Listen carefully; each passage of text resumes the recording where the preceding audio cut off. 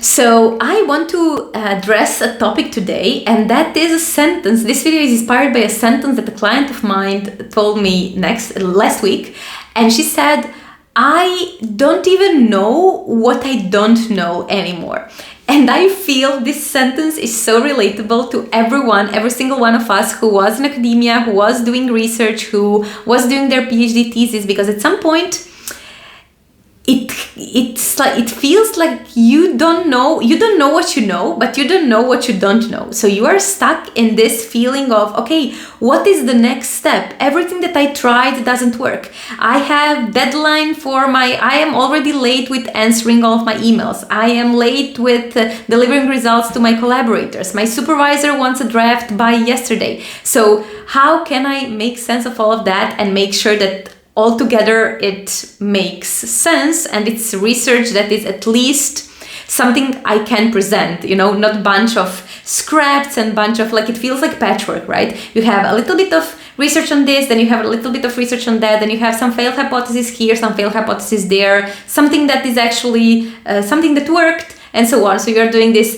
patchwork of stuff. And I think that the problem isn't the not knowing itself. It's that we are really having some trouble with being in that space and actually sitting in that feeling of not knowing and allowing ourselves some space to think, which is something that we don't tend to do. Why? Because we are pressed by constant deadlines that keep happening and keep happening and keep happening, and then you are basically just putting down fires all the time instead of doing what research is supposed to be, which is sitting and thinking and processing all of that information so that you can give rise to something that makes sense and will, I would say, push human knowledge a step further.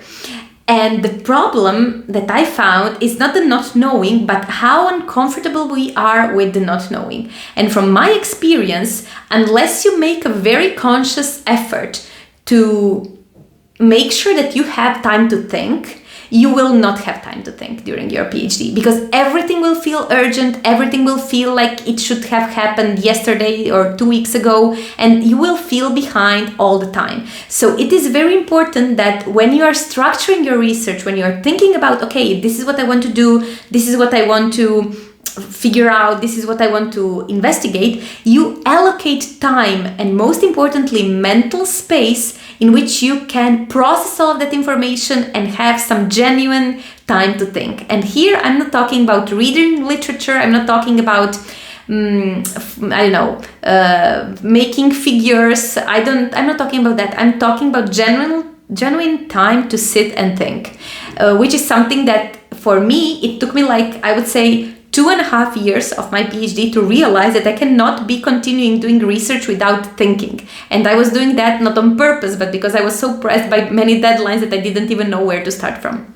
So from my experience, another thing that I wanted to share is that clarity on what should be your next step comes from two things. First is what I like to call cognitive maturity, which in other words would be letting your ideas simmer. And the other one is structure, which is making sense of what is already there. And from my experience, if we do not reflect on those two things, if we do not allow those two things to happen, it is very unlikely that we will know how to proceed with what we're doing, how to make sure that it makes sense, and let alone make sure how to write it in a way that makes sense to you, to your supervisor, to your committee, and so on. Whether you are doing a paper or you're writing your thesis or you are even presenting at the conference. So my message for you would be to make sure that your research and your schedule allows for some time and mental space to think and reflect on what is already there. Because more often than not, the clarity on the next step lies exactly there, in this space of what I already did and didn't work, what I already did and did work, and so on.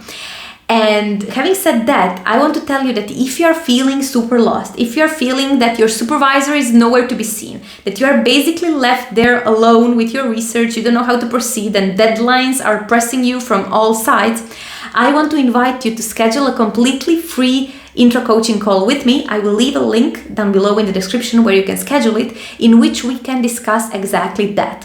How your research is proceeding, how your work is going, what are some things that you can do right now that can make your writing in the future easier. And if you're completely lost and clueless and don't know how to continue, I just want to tell you that it is very important that you figure out how to carve out that space to think, that space to reflect, and ultimately that space to do research. So thank you so much for watching this video, and as always, see you in the next few days with another video. Bye bye.